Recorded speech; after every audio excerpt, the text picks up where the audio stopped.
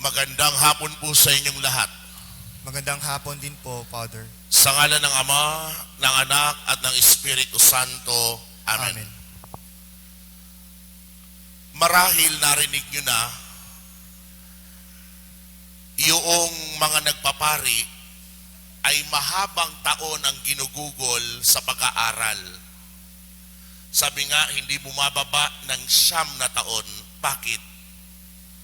Dahil una sa lahat, nag-aaral sila ng 4 na taon ng filosofiya. Susundan ng 4 na taon ng teolohiya. At may tinatawag pang 1 taon, pinakamababa, na tinatawag na pastoral year of formation. Saka lamang sila, papasok at maordin ng diakono at maglalaan uli ng ilang buwan para maging pari. Bakit nga ba ganun kahaba? Dahil inaasahan ng simbahan, mga kapatid, na sa loob ng mahabang taon na iyon, lubusang maunawaan at maipaliwanag ng isang seminarista ang Diyos na kanyang pinaniniwalaan. Sa filosofiya, isa sa mga binibigyan diin doon ay ang tinatawag na transcendentals, lalo na sa subject na metaphysics at natural theology. Ano nga bang ibig sabihin ng transcendentals? Ito yung pag-aaral ng mga propiedad o katangian ng pagiging meron. Sa Ingles, the properties of being. At sinasabi na merong 4 na transcendentals. Una ay ang tinatawag na iisa. Ikalawa, ang tinatawag na totoo. Ikatlo, ang tinatawag na mabuti. At ika-4, ang tinatawag na maganda.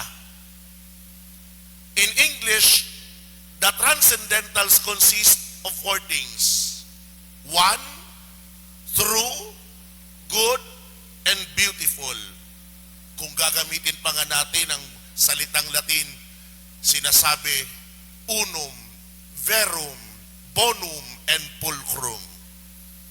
So sa loob ng 4 na taon na iyon ng pag-aaral sa filosofiya, doon ibinabahagi ang kaalamang iyan. Matapos ang filosofiya, papasok ang pag-aaral ng teolohiya. Mula sa pag-aaral ng transcendentals, ipapakilala ngayon sa teolohiya ang tinatawag na attributes of God. Kung sa filosofiya, naroon ang katangian ng pagiging meron, sa teolohiya, dito ngayon ibinabahagi ang katangian ngayon ng Diyos, the attributes of God. At yan ay konkretong 6. Ano-ano ito? Una, attributes of God. That God is infinite. Anong ibig sabihin nun? Na ang Diyos walang simula at walang katapusan. Hindi siya nasasaklaw ng panahon because God is infinite. Ikalawa na attributes ng Diyos. God is immutable. Anong ibig sabihin naman ito? Na ang Diyos hindi nagbabago. Kung ano siya sa kabutihan, mananatili siyang mabuti, hindi maaaring maging masama ang Diyos. By principle also of non-contradiction. Ikatlo na katangian ng Diyos na pinag-aaralan sa teolohiya. That God is self-sufficient. Ang Diyos na meron tayo ay hindi nangangailangan ng anuman dahil bilang Diyos, taglay niya na ang lahat. Ika-4 na attributes of God. God is omnipotent.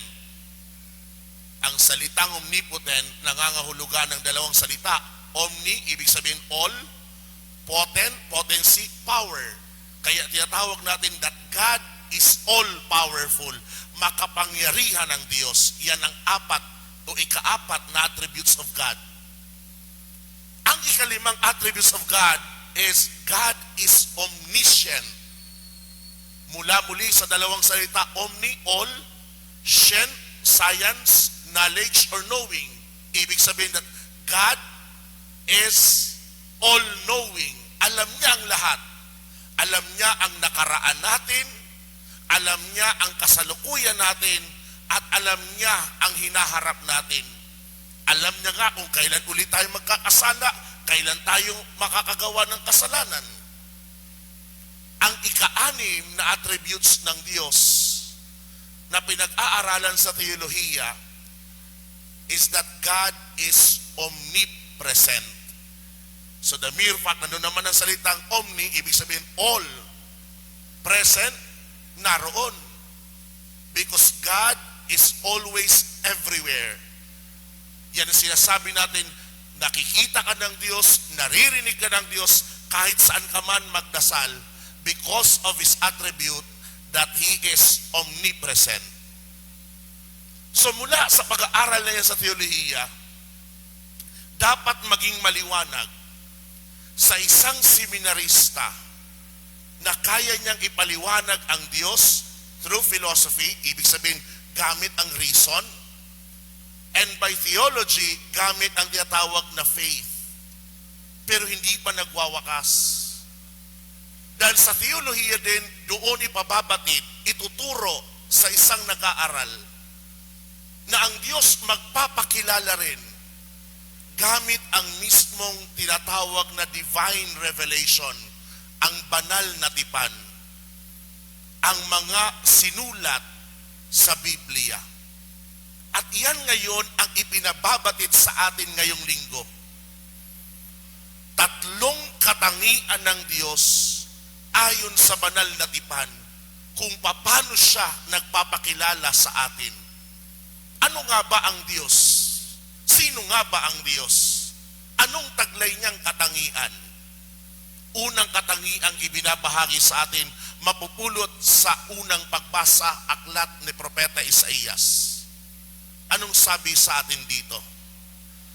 Narinig natin kay Isaías, ang mga gawain ng taong masamay dapat nang talikdan, at ang mga likoy dapat magbago na ng maling isipan. Sila'y manunumbalik, lumapit sa Panginoon upang kahabagan. Sa pananalita o pangangaral ni Isaías, ipinababatid sa mga Israelita at ngayon din sa atin na ang Diyos na meron tayo ay ubod ng habag, ubod ng awa. Dinagdag pa nga dito, mismong ang Diyos na ang nagsalita. Ang aking isipay din ninyo isipan, at magkaiba ang ating daan, kung papanong ang langit, higit na mataas sa lupa, ang daat isipan ko'y hindi maaabot ng inyong akala. Sa pananalita dito ng Panginoon, minumula tayo ng unang katangian niya. Ang habag at awa niya ay higit sa ating pagkaunawa. Tunay mga kapatid, ng habag at awa ng Diyos, hindi natin matalos, hindi natin maunawaan. Bakit? Naalala nyo nung nakarang linggo, sabi ko sa inyo, ang Diyos na meron tayo, hindi marunong mag-mathematics, hindi marunong magbilang. Naalala nyo? Bakit? Kasi siya, hindi tulad natin, nagbibilang tayo sa mga taong nagkakasala sa atin. Di po ba? Binibigyan pa nga natin, last mo na yan. Pero ang Diyos hindi ganoon. Alalahanin mo, mula tayo na nagkaroon ng pag-iisip, ilang beses tayong nagkasala sa Kanya. Hindi mabilang ang kasalanang nagawa natin. Pero minsan ba, sinabihan tayo ng Diyos, last mo na yan? Hindi.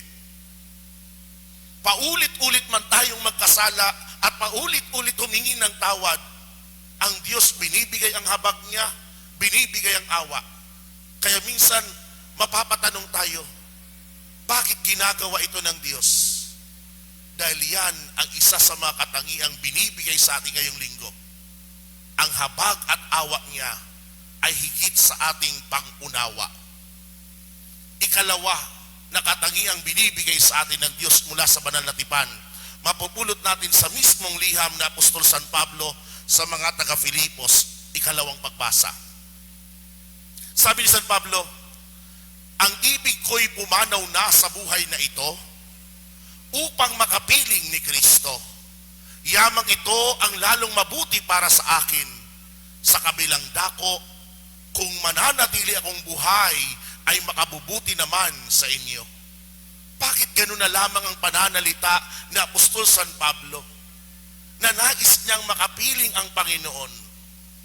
Dahil kung tutuusin, katulad natin si San Pablo ay makasalanan din. Nakilala siya sa banal na tipan na isa sa mga umuusig sa unang Kristiyano. Subalit sa pagmamahal ni Jesus na nag-uumapaw sa kanya, siya ay hinirang pa bilang mga apostol. Ika nga niya, di man ako karapat-dapat, subalit pinili ako ng Panginoon. Dahil dito'y pinababatid na Apostol San Pablo sa atin, ang ikalawang katangian ng Diyos. Ang pagmamahal niya ay walang kapantay na binigay o inalay ang kanyang buhay para sa atin. Ikatlong katangian ng Diyos, mapupulot natin sa Ebanghelyo. Sa pamamagitan ng talinghaga na ibinahagi ng Panginoong Jesucristo, sinabi niya roon na merong may-ari ng ubasan. Naghanap ng manggagawa sa kanyang ubasan. At doon nga nakatagpo siya na magtatrabaho ng buong araw. Subalit kalaunan, paglabas ng may-ari ng ubasan, sa ika-9, ika-12, ika-3 ng hapon, may nakikita pa rin siyang hindi nagtatrabaho.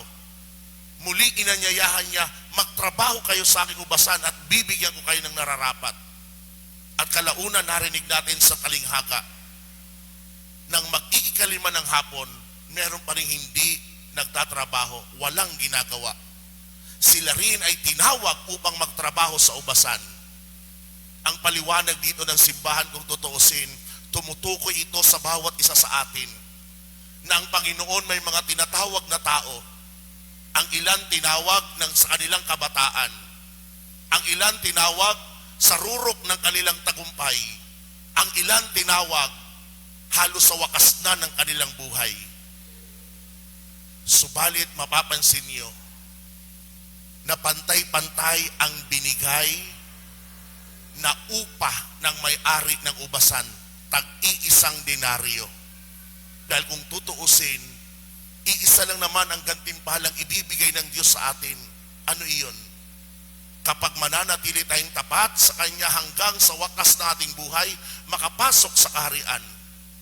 Subalit sa talinghaga, narinig natin na yung unang mga nagtrabaho, nagreklamo sila sa may-ari ng ubasan.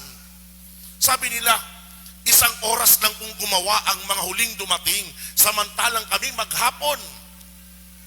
Naranasan namin ang init ng araw. Bakit pareho ang upa sa amin? Itong sagot ng may-ari ng ubasan. Kaibigan, hindi kita dinadaya.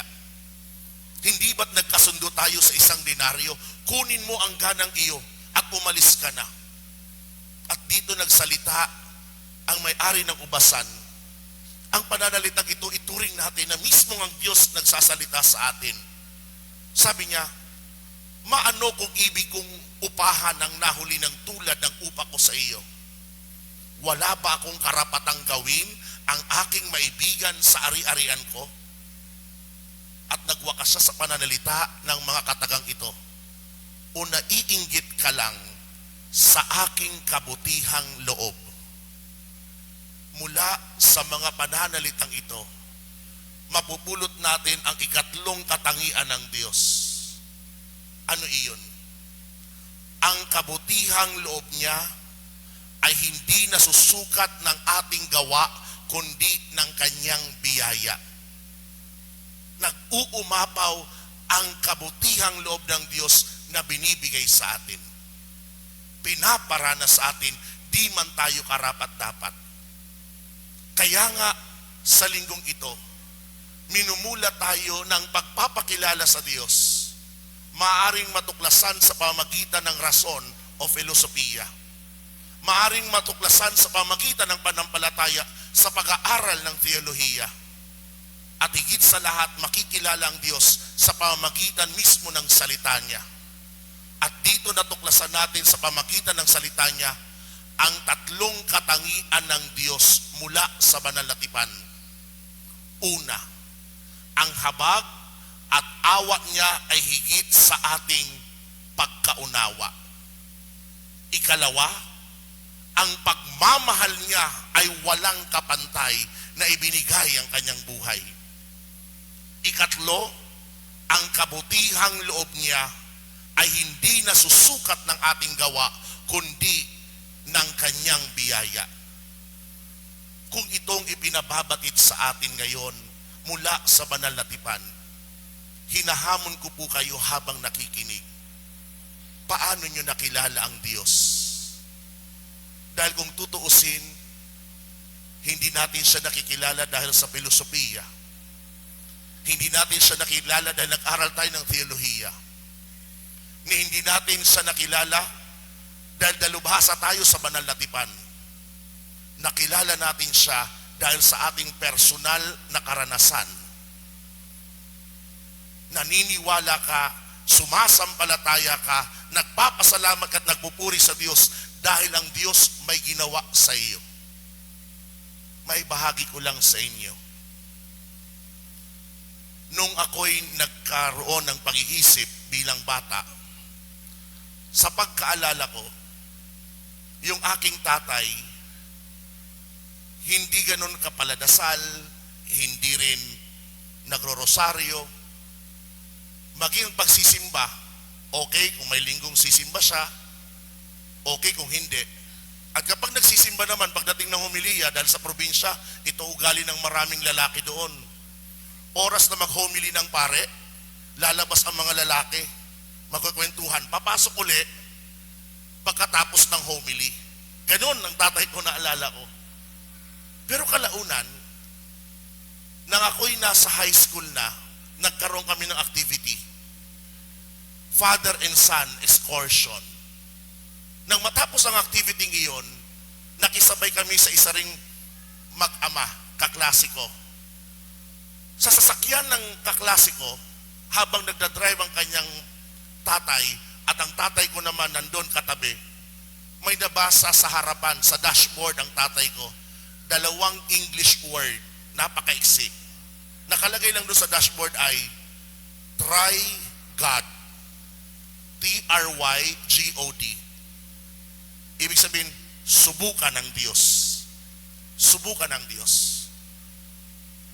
Hindi ko alam na yun pala na mga salita tumatak sa kanyang isipan. Nakalaunan, nagpasya siya mangumpisal. Pangalawa, siya na yung nag-aakay sa amin gabi-gabi, tara magrosaryo. Pangatlo, linggo-linggo, siyang magpapaalala sa amin, Sabado pa lamang ng gabi, matulog ng maaga kasi ang unang misa tayo dadalo. Minsan nakakapanibago, bakit ganun na lamang na parang biglang liko? Anong nangyari sa kanyang buhay? At yun nga binahagi niya. Ang panahong iyon na nasa harapan niya ang dalawang salitang Ingles. Try God. Hindi ko alam kung paano niya sinubukan ng Diyos, pero yun ang nagsimula ng kanyang pagbabago na kanyang ikinukwento. Yun ang karanasan niya. Binabahagi ko yan sa inyo kung paano binahagi ng tatay ko. Bakit? Dahil ang bawat isa sa atin may karanasan tungkol sa Diyos.